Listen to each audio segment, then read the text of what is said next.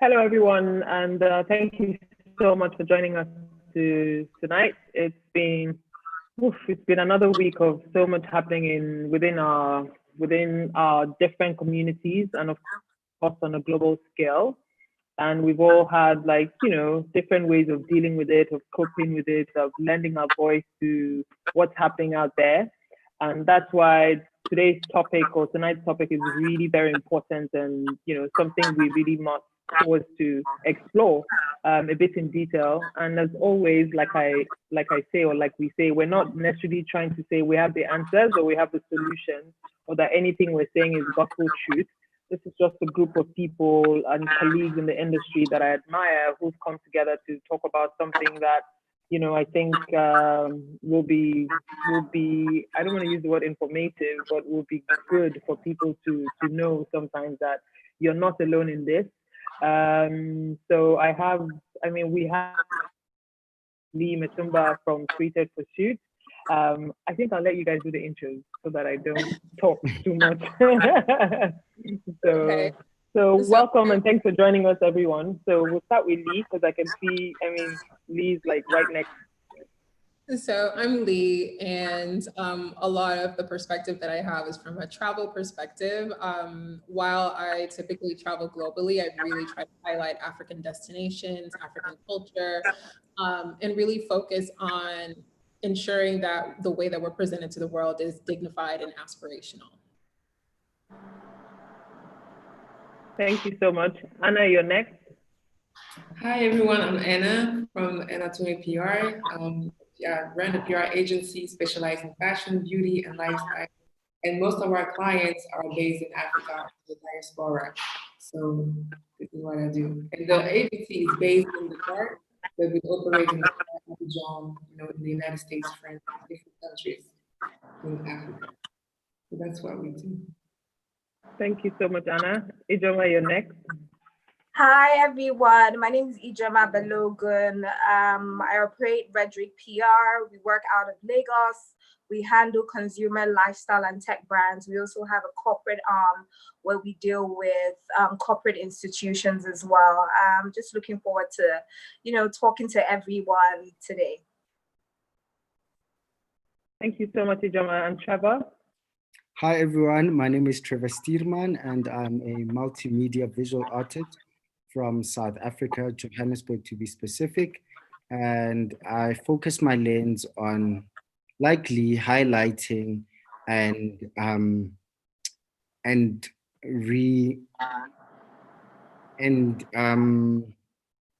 restoring African dignity and pride, as well as lending a lived experience to the world as to where I come from and where we fit into the bigger conversation. Thank you so much. AJ? Hi, everybody. My name is Alexander Julian. Everybody knows me as AJ. I am a fashion and travel editor, freelance, and operating out of Brooklyn, New York. I'm Nigerian. I'm also American, and a lot of my work is focused on the experience when it comes to travel and highlighting like different cultures and the way fashion, culture, and style all intersect. And a lot of my work, by nature, is focused on Africa, Black people, and the Black experience. So thank you so much for that. I guess we'll just jump right into it. And the key focus is talking about communication. And communication is just a generic term for, I think communication is just a generic term that we're using to sort of talk about how creative people in the industry today, from writers to designers to photographers, content creators, how are we communicating this season? And how are we communicating, how are we telling our stories this season? Considering everyone currently online, considering there's been limited or restriction to movement, considering there's a pandemic and which is a humanitarian crisis of epic proportions happening. So how do we? I don't want to say this. How do we pause and act like that's not happening as we continue as usual? It's sometimes it's a struggle. So as experts in the field, can you just share your thoughts on that for a quick second? So what have you done, or how have you been able to encourage either your brands, your partners, your personal brand or your personal company to keep going, to keep sharing, to keep inspiring, to keep communicating this season? If I don't mind going first, it's been quite a challenge. I think, I'm pretty open with that. Majority of the time I'm traveling, maybe 25 days out of a month. And so this is probably the first time for several years that I've been still for a long time, which actually is good. The way that I think that I focused on communicating is really kind of going back to the basics. I think that it originally, like the inception of my platform, I did a lot of writing and storytelling on my website. And then of course, as my clients grew, as demand for my work grew, it became less and less and a lot more focused on, creating content that integrates brands into my work. And so with this time, I really kind of revisited a lot of my work from the beginning and really kind of gone back to why it's important to continue to tell, stories, particularly within Africa, because I think that after the pandemic, when people are able to travel, there's going to be a reluctance initially for people to want to go far from home. And I think that, there's going to be a lot more challenge to countries that don't necessarily have like a strong economy and who depend on tourism to be able to make a lot of income. So it's good for people to constantly be reminded that, hey, you can still come here. You don't have to be scared, that kind of thing. For me, I would say that it's definitely not business as usual. And that is what it is. So as a business, as a brand, you can't run away from the fact that it's not business as usual. Things have changed, where we were in the beginning of the year and where we are now mentally, physically, it's different. So you have to kind of key into that as a brand. You can't, I think some people say, oh, should they be quiet, and just keep quiet. I guess keep quiet if you have nothing to say, but there's so much to be said in this season, right? And I think as businesses, as brands, it's important you key into the message, but key into it in a way that is authentic to you and authentic to your voice and authentic to your brand, right? The other day, where I was having this discussion, and I'm like, people need a big dose of empathy this season, right? A big dose of empathy this season in sort of your messaging, even in the way you approach, sales. It's not business as usual, So a lot of the brands, even if they're not pushing sales, they're sort of pushing top of the mind awareness, because they're like, I still want to be, remembered, so that when you start shopping or when you start thinking, let me spend my money here, and you feel relaxed to spend your money, because especially for us here in Nigeria, we're dealing with, and almost everywhere globally, there is the pandemic, and then there's like the economic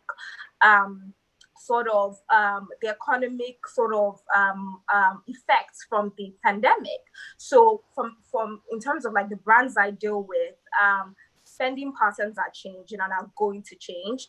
So it's like, how do we not, push, our brand in a way that is sort of right? And I just think it's important you key into sort of the messaging this season and how people are feeling, and have a big dose of empathy, but to stay quiet, especially as a brand and as a business who wants to continue doing business, it's not necessarily the right sort of thing to do, but it's important that you do find your authentic voice this season that is reaching out to people, but doing it in a right way and a way that is also right to your brand, right? So that's what I would say. It's not business as usual. Let's not pretend that it's business as usual, because every day when we wake up, we are confronted with the fact that, you know, something is happening, right? That has never happened before. So we have to sort of embrace it and also sort of evolve our voice, evolve even our values, because, you know, even in terms of like staying true to business values, it's great, but what are your business values, right? Your business values even take consideration for seasons like this, right? So this is sort of a point where, as a brand, you're kind of sort of evolving, but, you know, finding some sort of authentic voice that keys into the message this season, that keys into what the human feeling is this season. That's what I'll say. Okay, Thank you very much. I'm I'm sorry. gonna jump in. Sorry. AJ, you wanted to go? Mine's really quick. I was just gonna say I definitely agree with the idea of authenticity. I think a lot of people in this time, like, of a pandemic, decided kind of really rush to make statements and rush to make like really shallow things and rush to stay relevant. And I feel like that was more harmful than it would have been to stay quiet. And so I feel like I think when you're thinking about how you're going to communicate with your audience as a brand, make sure that you consider what it is that you're trying to communicate and what that does for your audience, what that does for the consumer. Because I feel like if you kind of ask these questions before you release a statement, before you release an initiative or anything or any type of communication, you'll kind of move more goal oriented, and these things won't be found inauthentic or ingenuine. That's my small bit. I would say that authenticity is the key, because I mean, a brand has to sell. It makes sense. A brand has to sell, but in those times, we cannot pretend that, okay, because there's a pandemic, so we have to keep quiet and not say anything.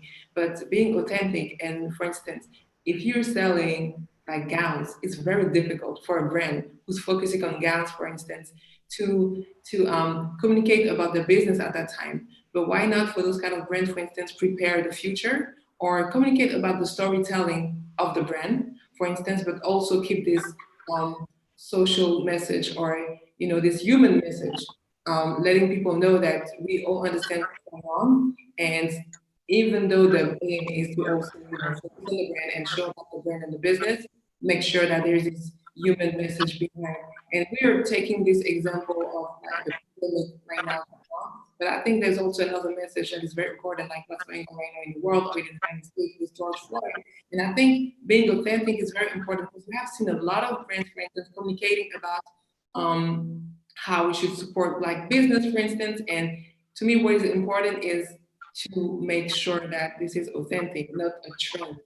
So that's why in those times, being authentic is the key, because it's easy to see when it's just a message that is given because of a situation, because of a, you know, a trend, if I can say so. So I think that's why, to me, being authentic is the key. Yeah, and for me, I'd just like to echo what everyone's saying, like self does always sell. And I think for my, like personally, how I've handled it, I think because just how we've not been able to go outside, like this time has kind of enabled us to actually go within and basically share more human and personal stories. I think that's what I think everyone is experiencing, like a real life human pandemic and a crisis. And I think, like in terms of relevance, like there's no product that relates better than the emotion. You know, I think it's about going back to the core values of the brand, as well as as well as just being human now, because I think it is we're living in a time of life and death. You know, it's not just about products and beautiful things and you know, beautiful places.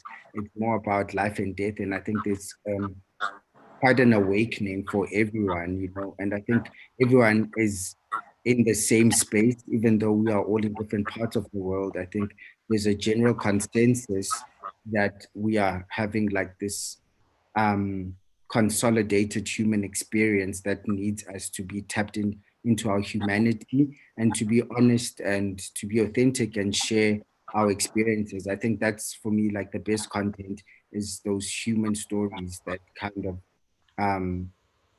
that brings us all together as one. I'd like to add to what Trevor just said, in that it's different when you are, like, for me, like, my brand is not necessarily the same as like a clothing product. So the way that you communicate, like, it's different. So depending on what you're offering the world, I think that it's important to reflect and what makes sense for your communication. Because if I sell shoes and that's like the way that I'm typically engaging with the world, then you definitely need to kind of take a step back and like evaluate how this fits into, like Trevor said, a life and death situation. I'm not selling shoes. I'm sharing experiences, and I'm selling life experiences. So the way that I would have to reflect is different. And so I think it's just a matter of also knowing, being aware about how you show up for the world, and ensuring that you're reflecting before you communicate. It's not a rush to communicate. Like, you have to take a step back and reflect first. I think what's really interesting is like how which is essentially adding on to what Trevor was saying about like how the thing that we now have in common is humanity. And I think, you know, we have all lived our lives. We all live in different places, work in different industries, work with different people, and we've all lived our lives, always catered to the things that have made us different. And now all those things have been stripped and like caused us to look at the thing that all makes us kind of the same, and that is our humanity. I feel like that's something that I think is just a really interesting idea, and I feel like that's why like times so many people are like, emotions are high. You like, even there's no coincidence that like in the time of a pandemic, you see like social unrest and like all these other things happening. And I think it's just because like now all we have left is our humanity. Those are the things that allows us to empathize with each other, to kind of see the things that we hold similar rather than things that separate us. So I think there's, obviously this is not the greatest like situation, but I think there's a small like beauty within it that I think we shouldn't overlook. I know a little bit of communication, but just simple.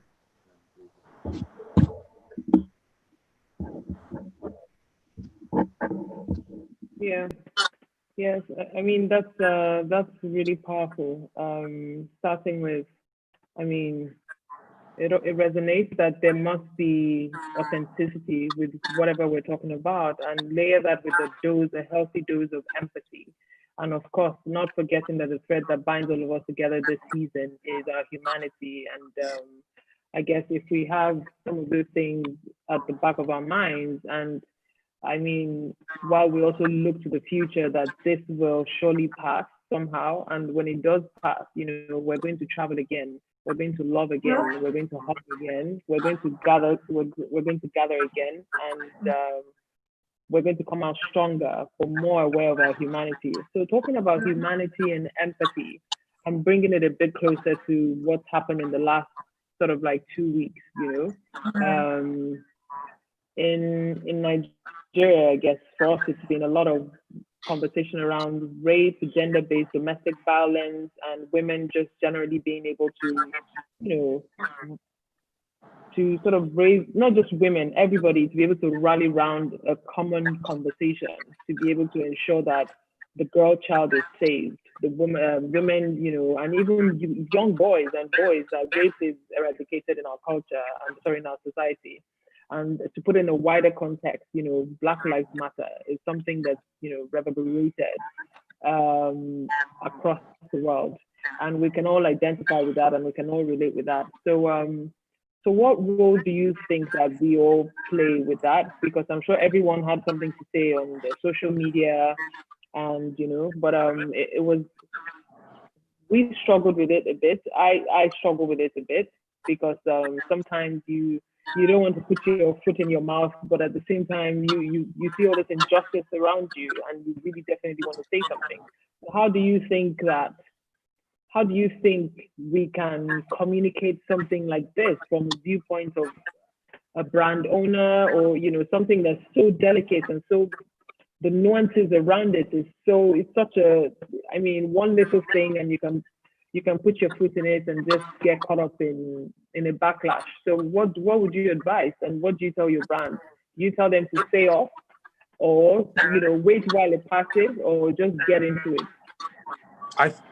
I think it's impersonal. I think it's important to take a stand. I think one of the things that should be done before ever taking a stand, sorry, let me ask, is my sound better? I heard it was messing up before. Is it okay? It's better now. Yes. Okay. Okay, cool. Yeah, I just think that a lot of, I think it's important to listen before you speak. Listen to people's stories, listen to like different perspectives, because one thing that, a really sad reality that I've had to realize in the midst of like all of America's Black Lives Matter issues is that with all the terrible things that are happening in the world, period, the stories are so contrived, and so there's so much propaganda like on the news and like in the media in the traditional media that we're like used to taking. Like I've seen here, and I'm speaking to kind of just things I've seen in America. I've seen like video clips of like insane injustices done by the police, done by citizens, and then I'll see those same clips shown on the news and cut to a specific way to kind of tell a different story. And I'm just like, and I'm seeing that around different news stations, in like on web articles, like all over the internet. I'm just like, if I hadn't taken the time to look at these stories outside of what's being fed to me, I would believe something totally different, and I wouldn't understand the nuances of this situation. And so I wouldn't have and I feel like I wouldn't be able to, I would have a different opinion that would probably not be right. And so that's why I feel like it's important to kind of like take in as much as you can before you output. Yeah, that's a little input. I also think another key thing, especially for individuals, for brands, is to be introspective in terms of, look at yourself as a business, look at yourself as a brand, and really be honest about what your attitudes towards these issues are, what are your real opinions towards these issues are. Because what we've seen happen is a lot of brands jumping in and saying, yes, Black Lives Matter, but in reality, in their day-to-day life, in their day-to-day operations, it's completely different. So I think it's the point to be introspective and say, where do we stand as a brand, or even as an individual? Where do I stand in all of this? I'm not just so that what I decide to say, it's really what it's authentic to me. It's authentic to my voice, right? I think that is really, really, really, really key. So, and in that process, you kind of even have clarity on your messaging. So is my messaging Black Lives Matter, I'm supporting this cause, or yes, Black Lives Matter, with even being introspective and looking at how our business has operated, maybe Black lives haven't mattered. And, we're taking this period to sort of fix our home, because I think it's very important that you fix your own yard before you start fixing others or fixing the world. They say charity begins at home. So it's very, very important to be introspective as a brand and really understand and know your place within these issues, right? Even in terms of thinking about it, like for me, what hit close to home was rape, right? I'm a woman, in my company, we're all women. And at some point in all our lives, we've experienced some sort of, just some sort of like wrong behavior, right?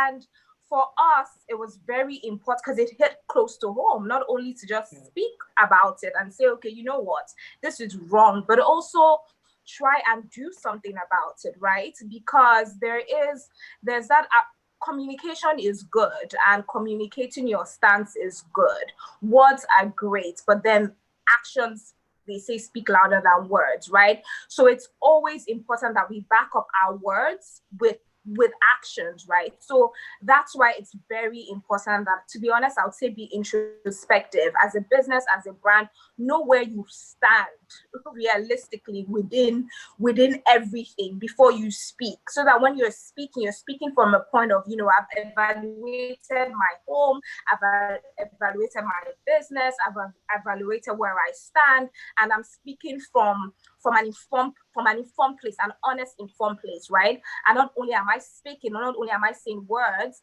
but I'm willing to do the work. I'm willing to, put action, back my words with actions.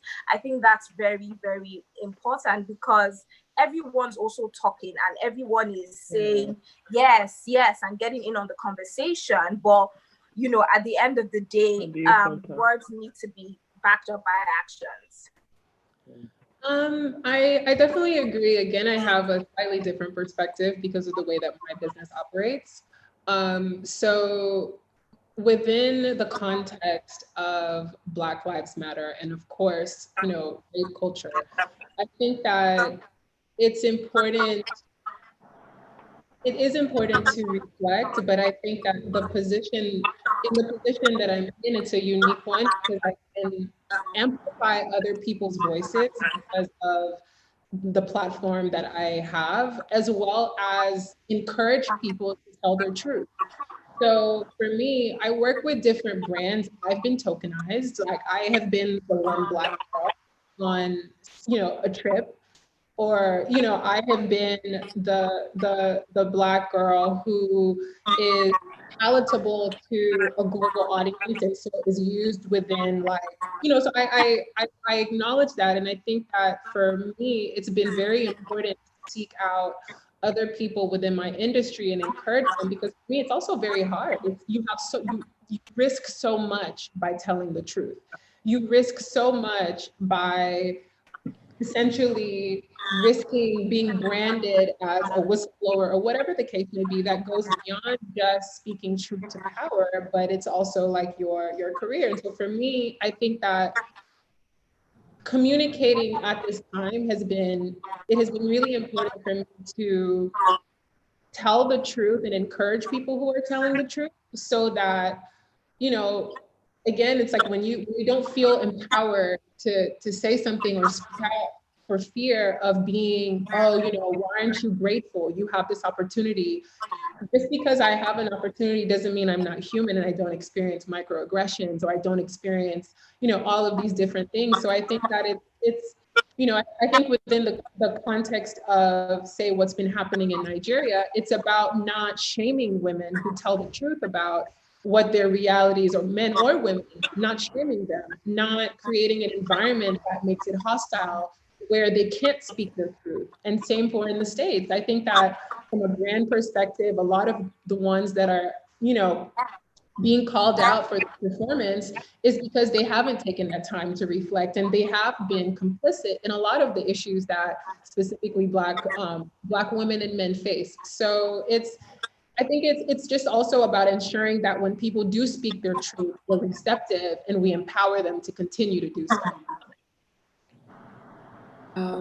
I would add that I agree with you, Ali, when you say that you take risks sometimes when you say the truth, but at some point in certain situations, you can't just say the truth. What's going on right now, I think if a brand is not vocal about it, it can be seen as very strange, because it concerns everyone. We are Black, white, or any colors we are. And the most important, I think, is to see in 6 months how the brands are going to be dealing with recruiting, the big boards. I've seen your stuff. Sorry, your story, AJ. You already knew about that, but I want to see in 6 months how they're going to do. Because it's nice to see certain brands all of a sudden lately posting all of Black women, for instance, like, beauty brands. It's a message, not saying anything, but just a message to show that, we Black lives matter to us too. But it's not that, it's more than that. So of course, it's good to voice and send messages, or have, letters like posted on websites to make sure that, okay, we're with you, we understand. But I think it's not about only the injustice of the police, for instance. just to take this example, but all the protests going on right now just show that in the global situation, like professional, it's more than that. What I want to say is those brands who are giving messages in 6 months. This situation that's going on right now, it's not new. Like 50 years before this became, but I think in 2020, what really be seen as a change is if, okay, when we go to a big corporation, we totally see that now there is maybe 10 more black person hired. Why? Not because of black and we'll hire them because they're black, but because people realize that if the entire world is upset and tired of this situation, it's not just sending a message or posting on Instagram some messages, or maybe all of a sudden, okay, we need to take a step to show them that, okay, actually it has to change. It has to be a long-term, a long-term decision. That's what I have to say. Give a message, but then, I think we all have the same opinion about that. Give a message, but make sure that it's done and we can see that there's a real change. Yeah. And just to jump in, I feel like for brands, silence speaks louder than actually saying anything. And I think in a time of injustice, silence speaks louder, So I think it's important for brands to say something, to be vocal. And those that are, I guess, but with that, there's the performative activism dilemma that's tied to that. And with that, I think with the democracy of social media, it's so easy to get called out, and it's so easy. It's actually unsustainable to say something without actual action or without having the back end that confirms and affirms your words, on social media. So I think it is important for all brands to speak up because Black Lives Matter affects everyone.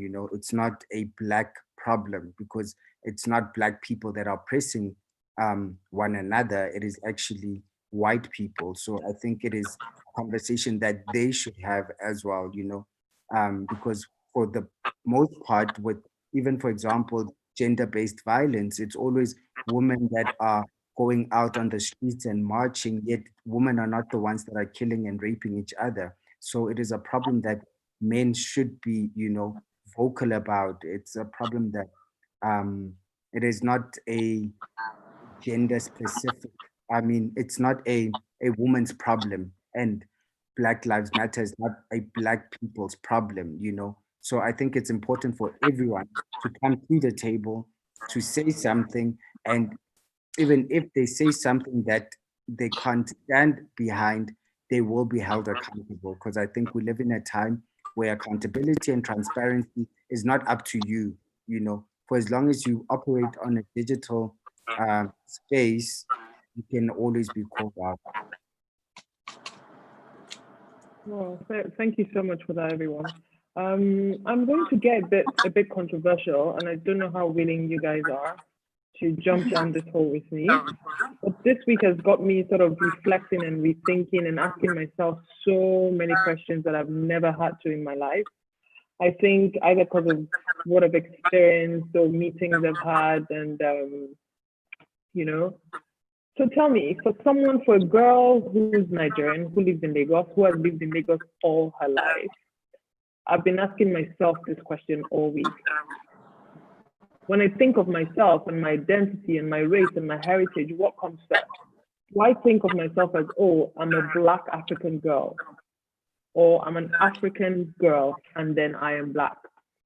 And it'll be interesting to have your perspective because I know some people live on the continent and some people don't. So for me, I've always identified as I'm a Nigerian girl. In fact, I start from where I come from in Nigeria. I'm an Ekiti girl. I'm married to a man who's from Lagos State. We're Nigerians.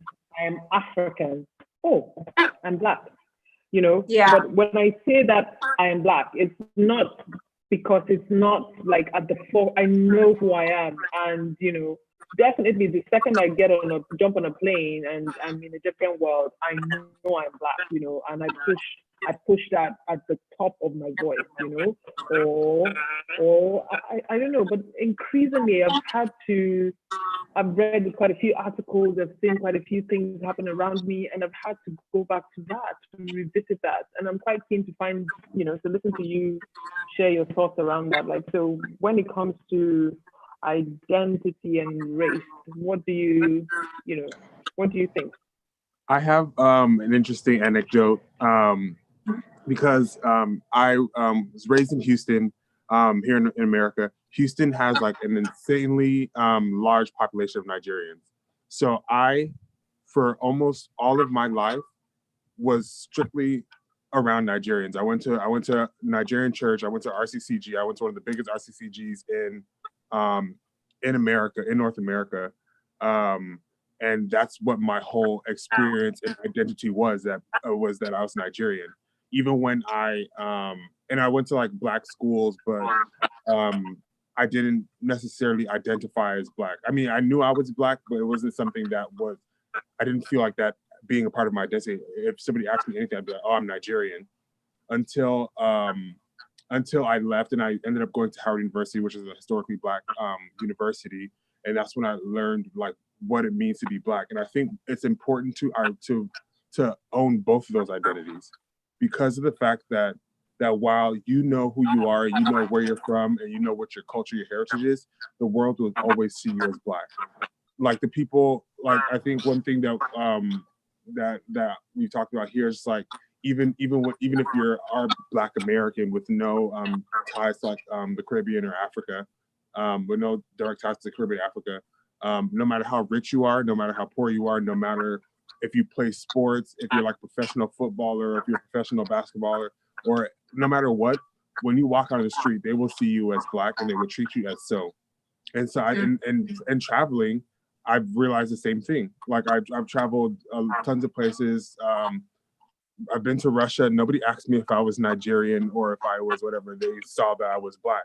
I went to Tahiti. Nobody asked me, what part of Nigeria you're from. They were like, oh, you're Black, and that was the thing that they saw. That was the thing that they took and that they ran with. And so I feel like that's something that I feel like it's important to understand what it means to be Black, because you will always be Black. Mm. I think because of our history, we have to embrace both. I think we in the library all African, right? But we have to embrace the fact that we are African, but also Black. Why? I'm just gonna give you an example. It can be very people can be offended. I don't know if you say offense or like, yeah. Yeah. Offended.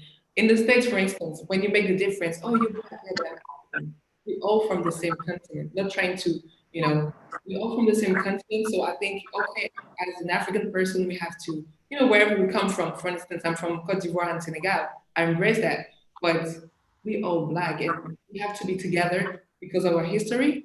So AJ mentioned, when you go to a country and you meet another Black, I think in myself, I grew up between Senegal, Cote d'Ivoire, and France as well, but I was in a small town in France. None of us Black people, and just a simple example, we work with my mother, seeing another Black person in the street, we just say hi. Why? Because we're Black, not because we know each other, but that's something that we experience when you're Black and when you are in another country, for instance, where there's not a lot of Black people.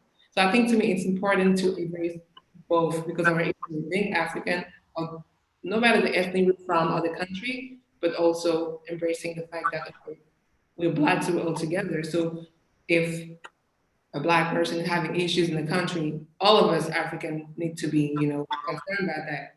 Because I've seen sometimes people tend to make the difference because of, what is an issue to African American is not necessarily what is an issue to African in the continent, because we don't live the same realities. But I think it's a cleavage. We shouldn't have this kind of cleavage. We should, all stick together. The fact that we're all Black.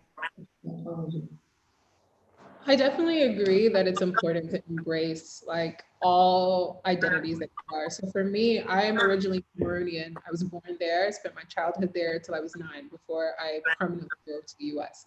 And as a child, I think a lot of like predominantly like Central and West African countries, like our culture is not really, doesn't really consider race in the same way that I would say happens in the US or in Europe. And I think that a lot of times we have a lot of tribalism within our cultures. So that's why we're more keen to know, oh, it drills down a little deeper. But it wasn't until I got to the US where I became aware, like AJ said, what it means to be Black and how that impacts the way that I'm perceived, how that impacts the way that I have to present myself, or that I have to kind of elevate the way that I perform in certain areas if I want to be taken seriously. I don't have the luxury I don't have the luxury to be mediocre if I want to go somewhere with my life. I think I think there's always been this back and forth with like Africans and, Black people in the diaspora about this, not identifying with Blackness. And I think that can be problematic because like Yuval said, we all experience the same things. They look different. And just because I may know what my tribe is, whereas, your history, and your lineage may be different, I think that it hurts us more in the long run by not kind of coming together and embracing that part of us. When I travel, no matter what, I'm Black. And it can be interesting to see the way that people treat you, depending on where you are in the world, because of course, like depending on where I go, of course, they'll first see a Black woman and they'll make whatever assumptions, that I may or may not be a tourist, because Black people in their country are people who are only staff or working. And then they hear me speak and I have, an accent that automatically categorizes me in a certain way. It's like, oh, okay, no, she's American. But when I introduce myself, I predominantly identify as African, then American, then everything else. So I think I don't think it's necessary to separate, because I think that, again, it causes issues, but I do think it's important that we speak about these things and we acknowledge that they exist so that we can actually find solutions. Yeah, for me, I only, confronted or was forced to confront the fact that I was Black when I went to university. Grew up in Nigeria, in Lagos all my life. I didn't know I was Black. I knew I was Black, but I didn't know I was Black, I was from, when you ask me where am I from, I'll say I was from Delta, and that's where I'm from here in Nigeria. But when I went to school,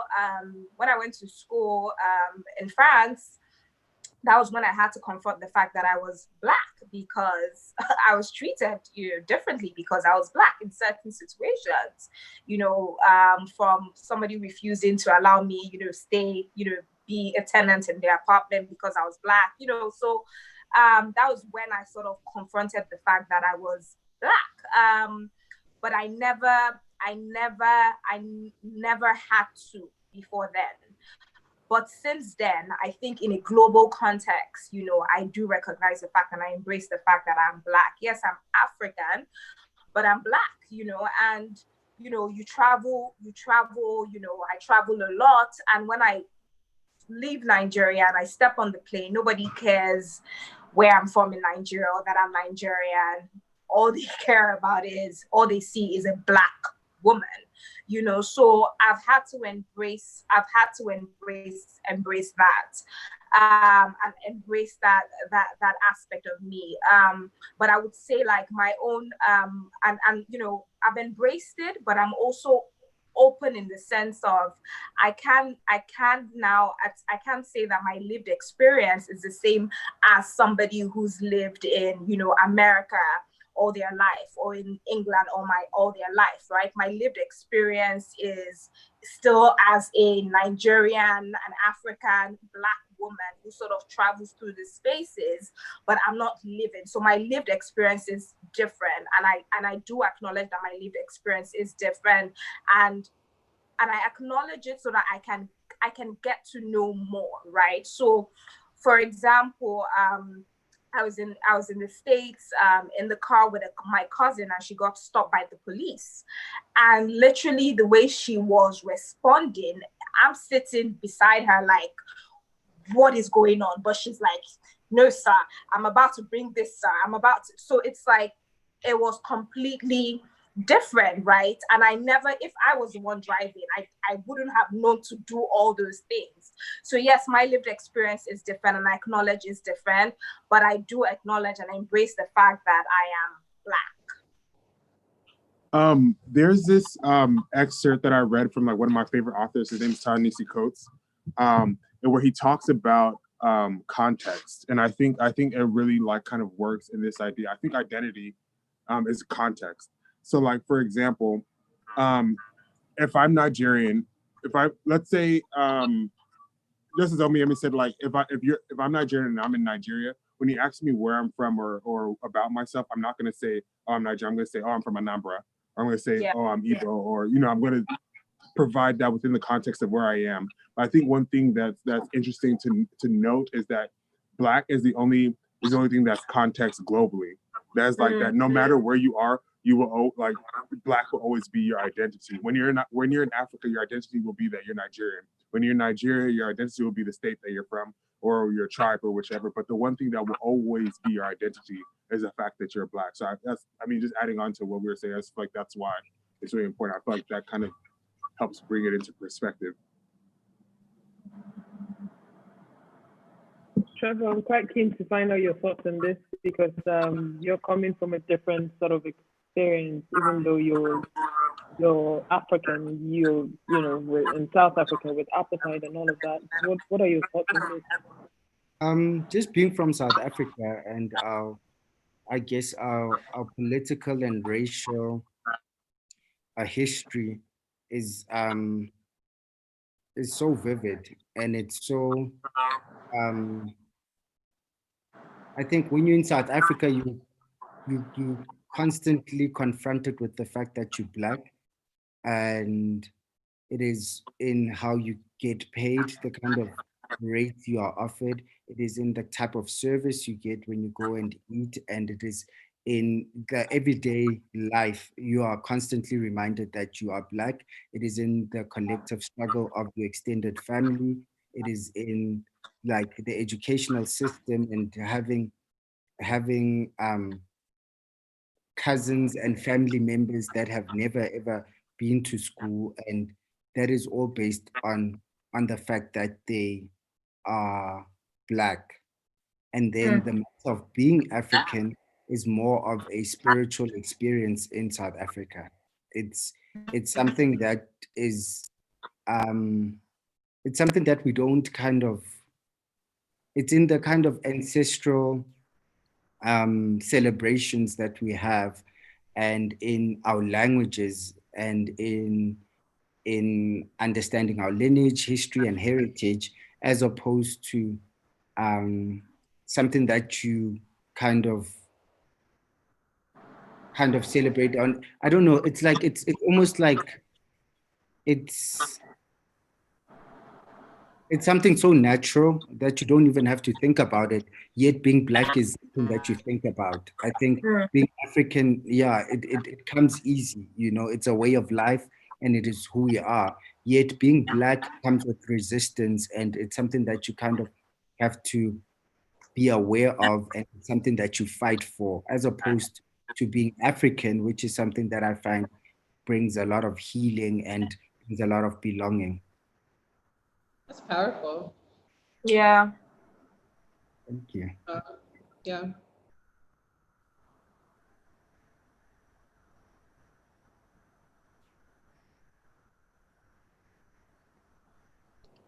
It makes me wonder, just asking, what makes us, what makes like being Black be met with resistance? I think it's because Black people have always had to fight for their existence. It is not enough to be Black and human. It's like you still have to fight for your place, you know? And that's the resistance part. It is in being, it's for example, in what Lee said, you don't have the luxury of being mediocre, you know? You need to excel because you're already getting paid half of what the industry standard rate is. So that does bring a form of resistance, and sometimes the resistance is in the excellence. It's like when you know you're tired and you worked hard and you need to sleep, you're going to actually push yourself even harder because you know you are Black and your work is going to be interrogated.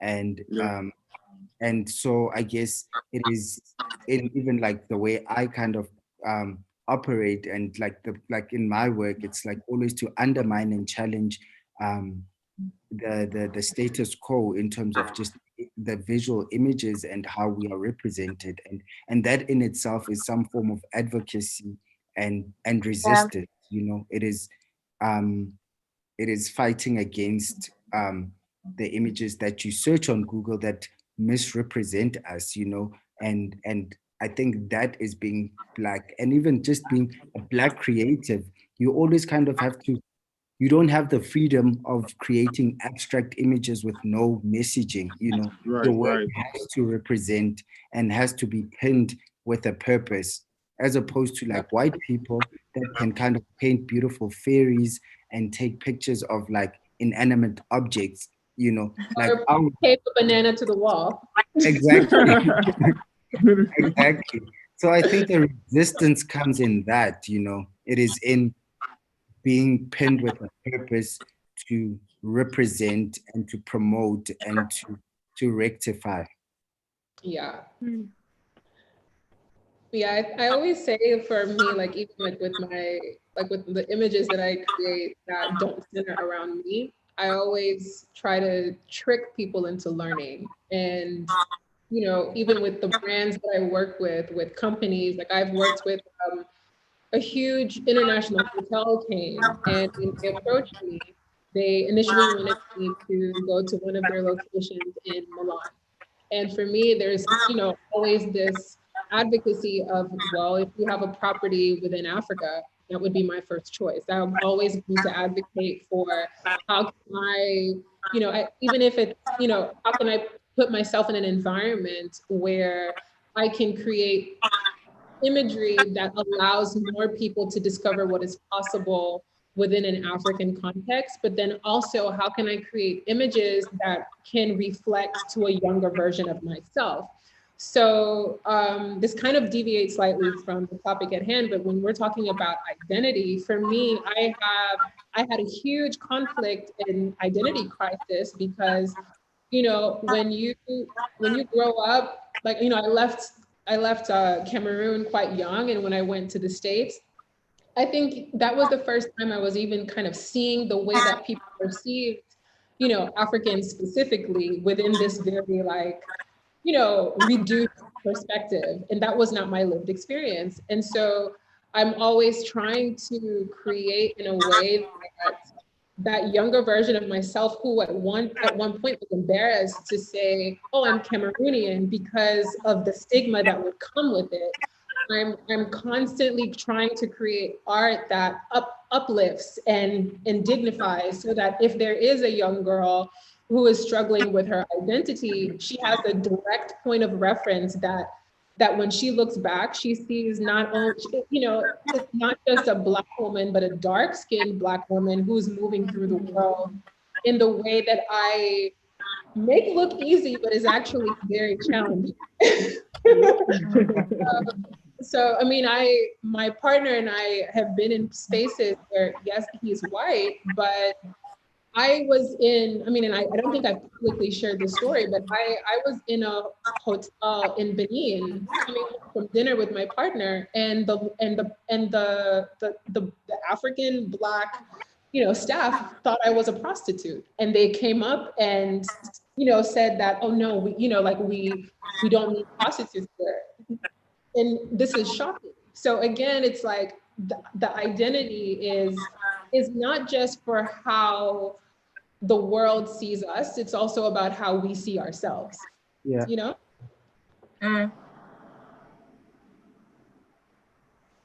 Wow, that's an awful story. I hope that you guys gave him the business. Oh, I mean, you know, I don't think he has a job anymore, but you know. Okay, I was about to say, I was kidding. That's terrible. I mean, it's one of those things that, again, it's just, how do you continue to challenge the way that someone sees themselves, what they see is possible for themselves? Because, like Trevor said, if you're constantly in this space of resistance, in this place of advocacy, you can't even wrap your mind around ease. Like, how can you live a life of ease? Like, are you able to live a life of ease? Is it only about everything that you do and the way you present yourself always going to be about fighting your way to something? Why don't you deserve something? What I think is interesting, and it kind of ties back to an idea I had about like our communication topic. I was just thinking about like how, we were talking about like, do we pause, or do we stop telling our stories? Do we stop sharing the things that we share?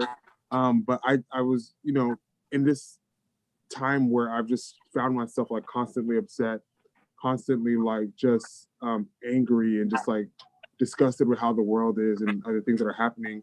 I realized it's so important for us to continue to share like Black joy, and to show Black happiness, and to continue to communicate those things, those stories that we have, like the good things, because if we allow the struggles of the fight that it is to be Black to weigh us down, then we've lost that fight. I think it's so important that we always remember that, as we fight, but to continue to be happy, and to continue to make ourselves happy, and to share our happiness and joy, and the work that makes us happy, and the things that our brands do that make us happy, with each other, so that we can continue to move on and to push forward to be able to continue to create these things, and to create these like sources of joy for Black people all over the world. 100%. Yeah. And I want to go back to something that Trevor said, and which AJ, you and I have been in a conversation this week organized by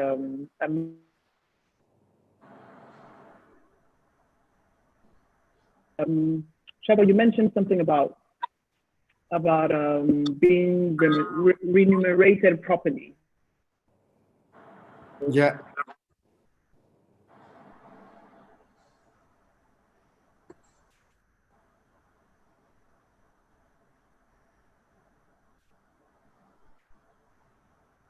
Oh no, I think we might. Okay, I was about to say, is it just me? Omoyemi's thing went out, right? Okay. Yeah, I thought it was just me. It's so funny because I actually glitched Even as this well. is in South Africa, like as a Black person compared to what in the same, probably given the same job and all of that, somehow we all probably experience great. Okay. Am I still? You went present? out in Yeah. you're back now.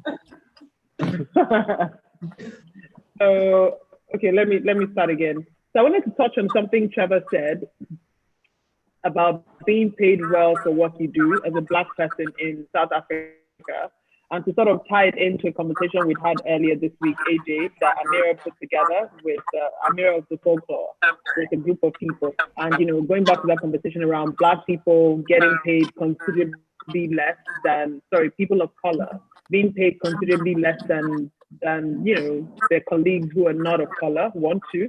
If we're to look around in terms of representation in stores, either for brands or creatives, it's the same story.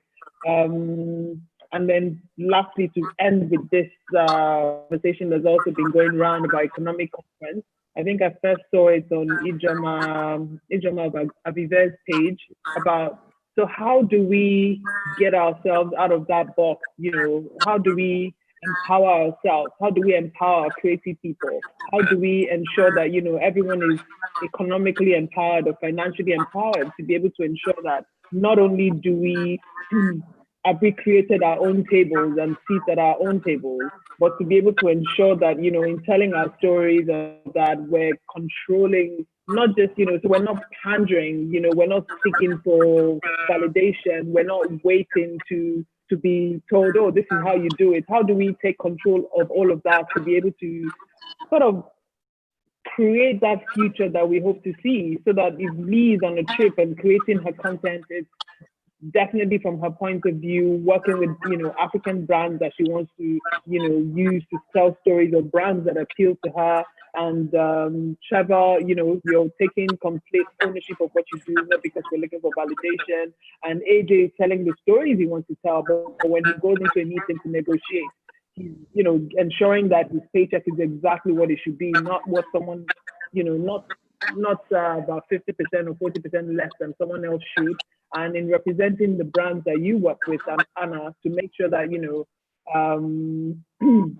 then the right stores, the Black people are buying from Black people, Africans are buying from Africans, so that we can empower ourselves economically. And, 10, 20, 30, 40, 50 years down the line, we're not having the same conversation. I hope I wasn't too glitchy and I said that at one go. All good. For me, I think the first thought that comes to mind is transparency.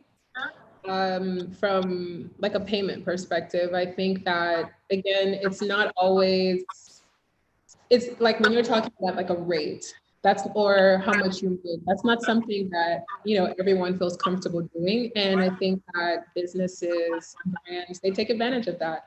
And so I think that, say, like in the case of what Trevor was speaking about, if you know that, or if, and again, it's not only on Africans or Black people to be transparent, it's on everyone to be transparent. Because if I'm going on a trip and I have a relationship with someone else who's going on the trip who happens to be able to feel comfortable being transparent about how much they're being paid to do the exact same work, it empowers me.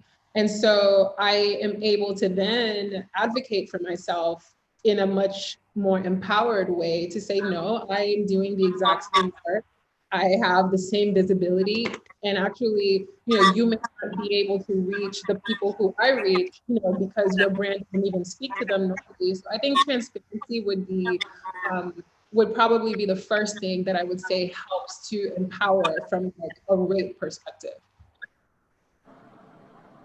I definitely agree. I think one of the like overall ways to like fix this is to educate, and just like I always said, that education about like pay and what is like the proper pay is like a part of that. But I also think another part of that is like I think we're all like kind of in the creative space. I know I don't know to speak to everybody, but I imagine that a lot of us like were kind of pushed in traditional job directions, like doctor, lawyer, engineer, whichever, where in a lot of those industries, the pay and all the nuances of the industry are kind of understood, and because you have a lineage of people who have been transparent with how the job works, what you're paid, and basically everything about it. But I think we're all moving in these like creative spaces, and I think Black people, Africans, and a lot of people of color experience this because we're now in these creative industries that we haven't historically taken over. I don't know if I'm even saying what I'm trying to say right, but I just think that, so for example, let me just try to make an anecdote to explain what I'm trying to say. I was in Ghana in December, and I was at an editor's talk, where they were talking about how to boost the industry, how to boost the creative industry, the fashion industry there. And one of the notes that they talked about was the fact that everybody was trying to do the same thing. Everybody was trying to be a model, designer, or a photographer. And what I suggested, I was like, I think there needs to be like educational programs to teach people about all the other career paths within the fashion industry. And it's not that these young people who are interested in fashion wouldn't want to be like textile makers, or wouldn't want to be PR, or wouldn't want to be like fashion lawyers. Those are things that we need. It's just that they don't know that these things exist. And because they don't know that these things exist, imagine if once they do find out they exist and they get into it, they don't know how much they're supposed to be getting paid. They don't know how much each project is supposed to be.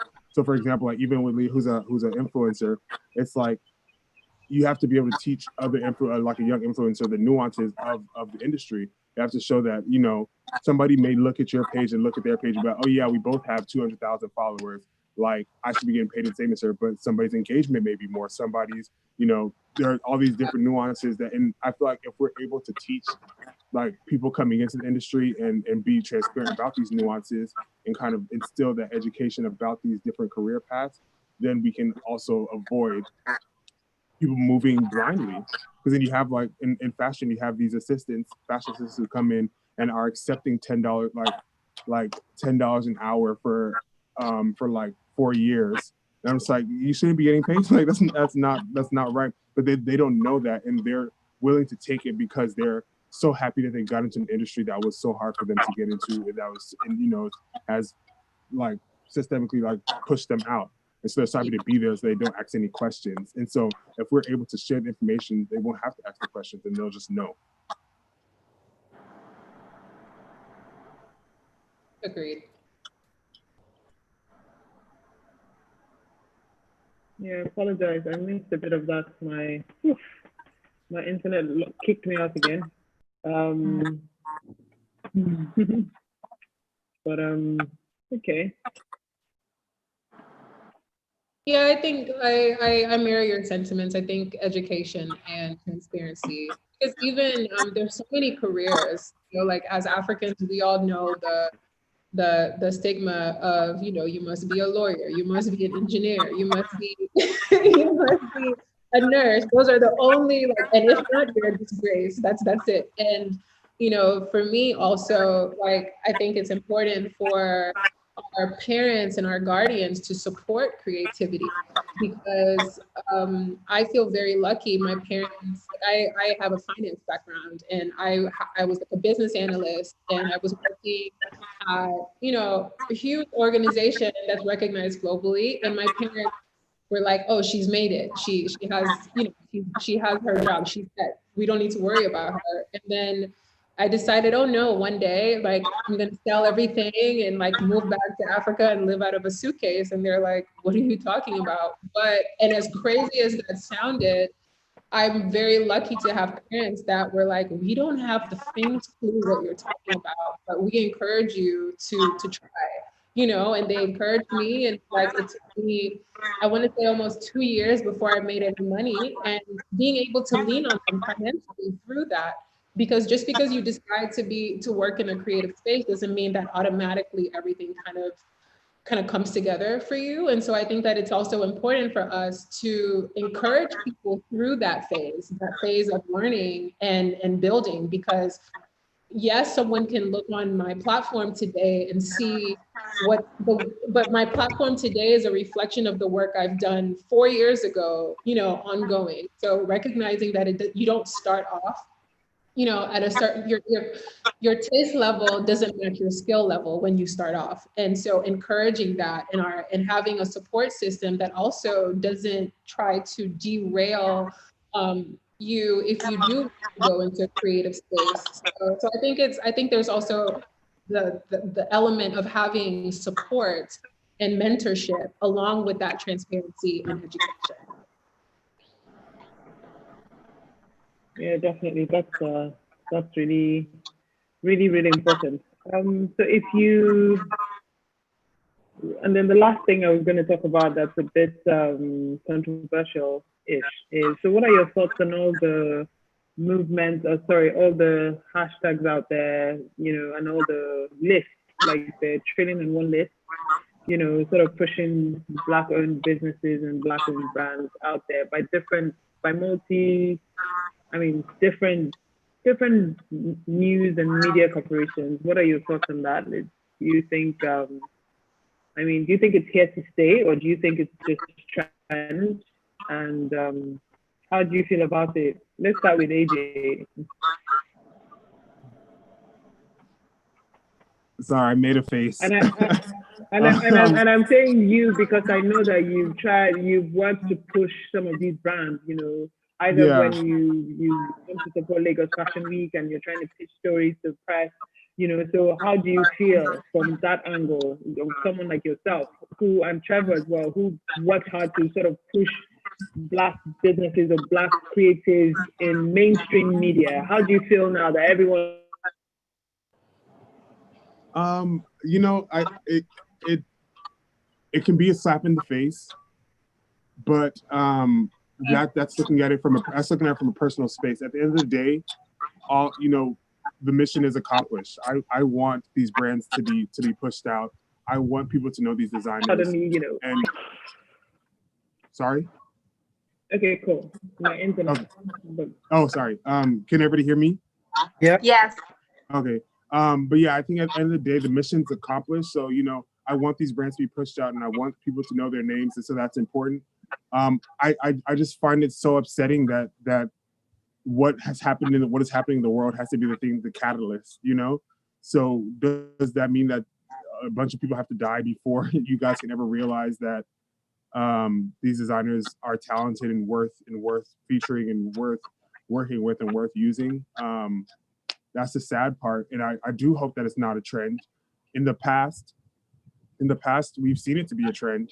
We've seen it to be a magazine can work 2 years in a row and not feature a designer, and then all of a sudden a Black designers list comes out, and this designer is all over that list. But for the past 2 years, you've never used any of their stuff, which is like confusing and just upsetting. But I'm hoping, again, I think the idea that this is all happening during a pandemic, and I think that affects. I'm being hopeful that the fact that, like I said earlier, we all have been pushed to empathize with each other now. We've all been pushed to see each other's humanity and see like the things that are wrong with our society.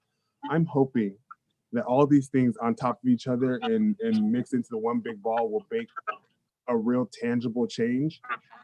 In the past, we've seen that that's not the case, but I'm hoping, and y'all know I'm a prayer warrior, so I'm praying that that this is a real change. But it's up to us to continue to do the things that we've been doing. To the fashion PR who have been here pushing these brands, to Trevor who's been shooting these brands and showcasing these brands with you know, his creative work, and Lee who's been probably wearing these brands and pushing them. It's important that we continue to do this work, because at the end of the day, all these platforms that have systemically like ignored us and consciously omitted us from their work, they're going to continue to do what they do. They're going to continue to be the brands they are. So we have to continue to be who we are, continue to push the things that are important to us, because I think in the idea of activism, in the idea of social change, everybody has a job, everybody has a position, and everybody has something that they can do. And as long as we can all continue to keep doing what we can do, that's all you can ever ask.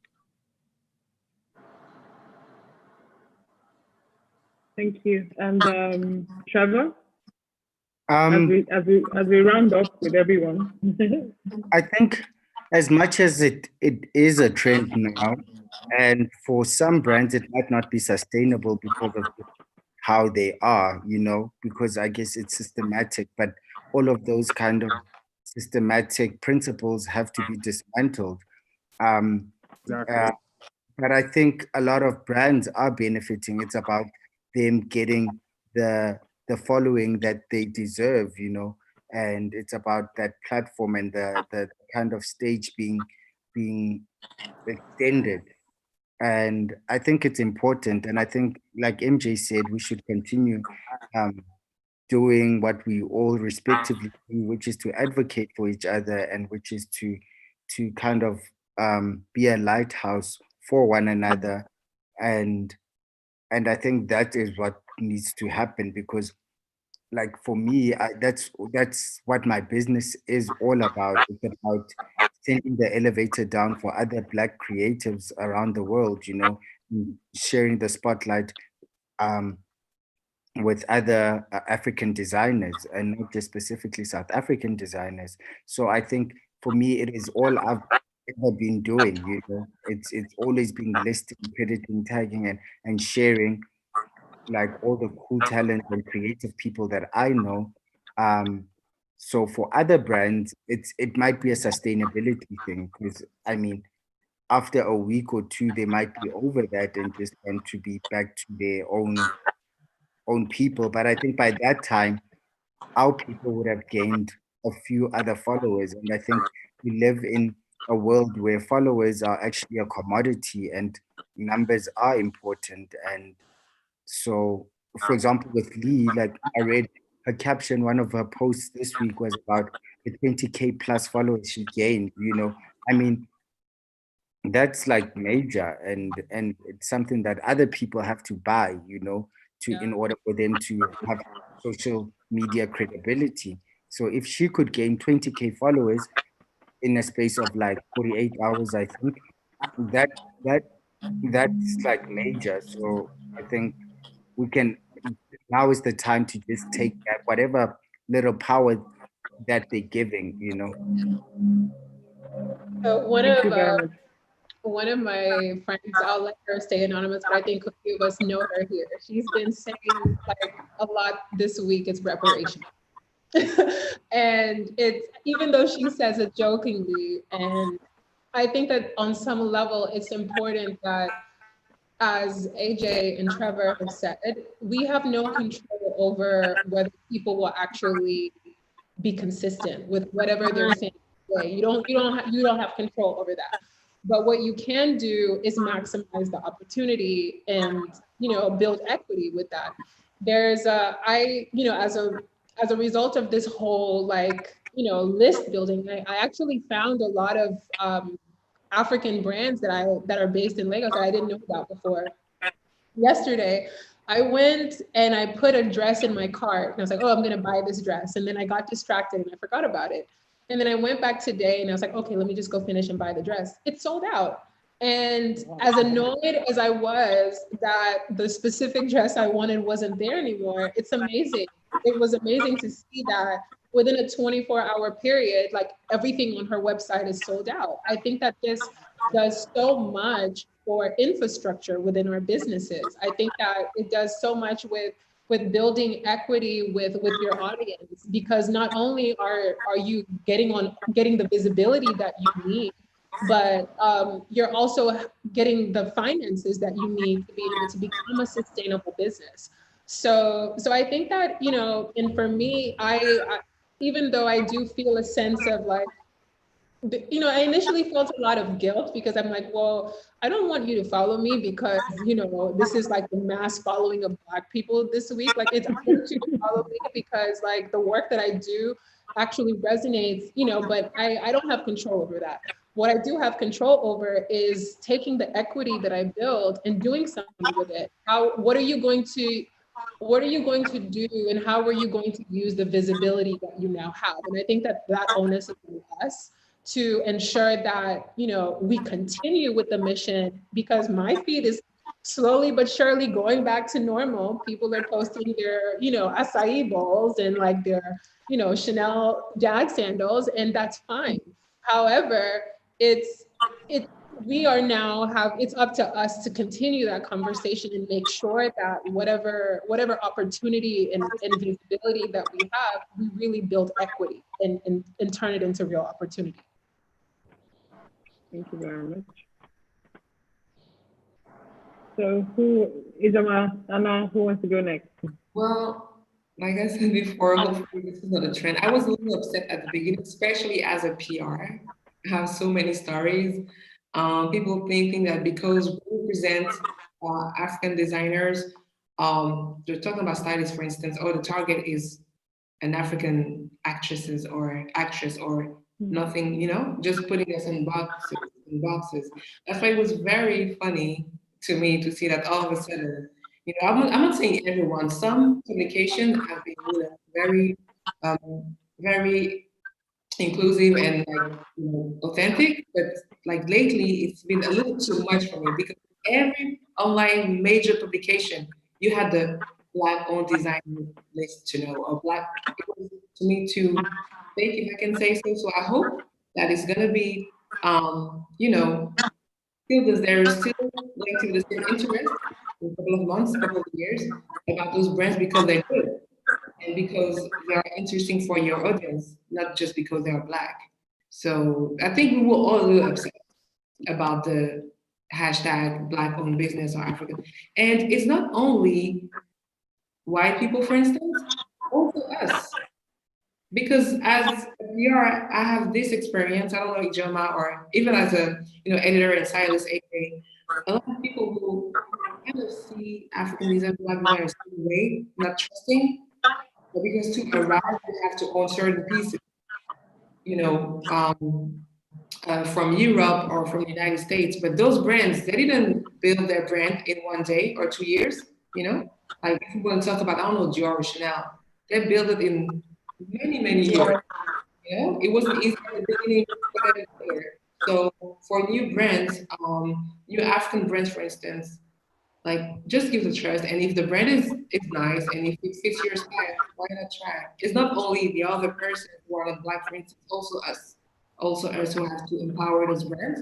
And not because we have to empower the brands to help them, but because also we love what they're doing and there are many talents. So I hope this is not a trend. But if there is if this is a trend, we ourselves can, make a change. There are a lot of good, publication, African publication that we can have interest in. We don't need to be validated by, it may be very hard to say that, but by people who have a certain interest in us, we have to be together, join together, working together, and support each other. That's how we're gonna make a bigger voice. That's representing different because that is not easy. To be honest with you, PR in the fashion industry in Africa, not everyone understands that. Not everyone. But it doesn't make me stop because I love what I'm doing and I believe and we see progress and success stories. Many designers we do represent and other PR agencies represent. So I think us have also to come together, not say, but really come together to help our community and our talents. Yeah, I'm just gonna echo what Anna says. Like, definitely, I hope that this is something that will last. And businesses, brands can leverage off this sort of attention to sort of build equity or grow their brands in different ways. If it lasts, it's amazing, right? But I would just say that especially for African brands. There needs to be there's always been this constant search for validation from the West, and we can grow our industry. We can sort of, I think, as Africans, we can consume our own sort of fashion and our own fashion, right? We have people, right? We have people to make businesses successful. We have the numbers, right? So I think it's also we also looking inwards, and seeing how we can sort of support our own and grow our own. Because at the end of the day, if it's not authentic, if these sort of engagements with the brands are not authentic, it's going to fizzle out, right? This month something's gonna happen, and then everybody's like, "Oh, I think it's important that we still need to look inwards." It's great that people are saying support Black-owned businesses or African businesses, etc. It's fantastic. It's great. It's positive. But especially speaking for like African brands, I think there's a need to sort of look inwards, because we have the numbers. We have the numbers inwards if we are able to sort of work on our like infrastructure. I know that's a completely different conversation in and of itself that requires its own separate session. But yeah, like it's positive, right? But there is that need to look inwards. That's what I would say. And I also just wanted to add something. If an audience is interested in, for instance, African fashion, we in 2020, internets, we have everything. Like for instance, AJ, we work together. We just recently met in December. So there's no excuses. No excuses. If you are really genuinely interested in, I don't know, Black-owned business or African fashion, Google is everyone's friend. And we have Instagram, we can connect easily. So there is no excuse. That's why I'm waiting in 6 months. I want to see those publications. Yeah. They still have so much interest in, I don't know, Lagos Fashion Week, or, you know, not to include just being inclusive, but because they genuinely think, oh, an amazing event. For these designers, it's very good for our audience. We want to talk about them and all those stores or department stores. Because now there's also this movement in the biggest department store in the world going to have, you know, black-owned business. Let's say in 2 years. I hope it's going to be the same. And if not, we, as you say, Ijeoma, we can. It's difficult maybe, but we can do that. But we also need to get rid of this complex, you know? And I've experienced that so many times because, okay, I grew up in Africa, but also in other countries. When we as Black people are together or do stuff together, it's automatically a problem. Oh, you know, you too much between And on that note, open yourself to others. But why is it an issue? Because we support each other, that means we have something to gain.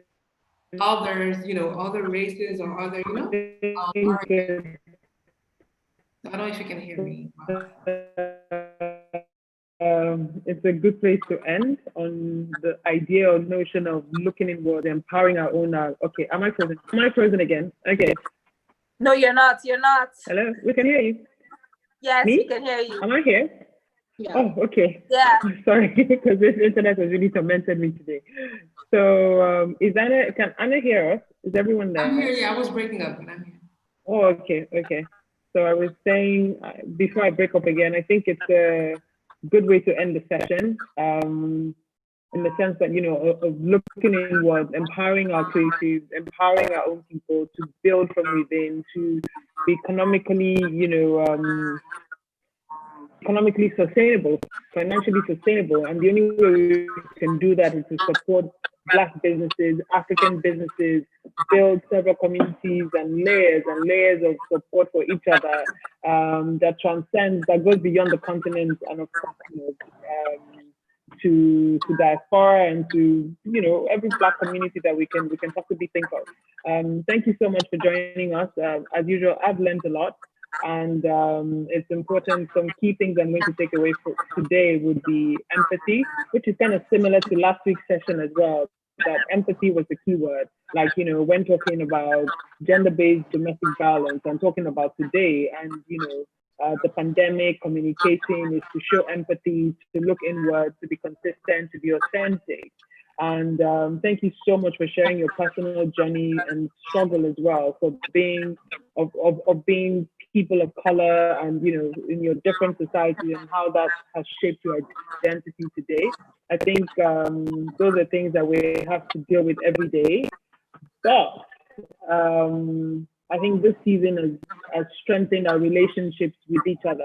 Not that we didn't know we were Black, but, you know, there's a stronger sense of affinity. There's a stronger sense of, you know, looking at my own people and just saying, those are my people. And knowing that, you know, we're in this together, we're in the struggle together. And I'm so sure we're going to come out better at the end of this. And we will not drain all our energy to think of what, you know, what's going to happen if people stop supporting us, because we're going to keep supporting ourselves. We're going to keep building each other up. We're going to keep strengthening ourselves and to build the community and the future that we hope to see. So thank you so much. If you have any passing words, please let us know before we sign out. Well, I'm very honored to participate with so many of you, and I'm happy to have taken this time to also hear your perspectives, because, you know, sometimes I operate in a vacuum, and it's great to hear from different perspectives in different places in the world. So I'm honored to have participated, and thank you. Likewise. Yeah, I'm so thankful, because we always keep the invitations to last minute because we want to make the topic of, you know, we don't want to plan ahead, because then it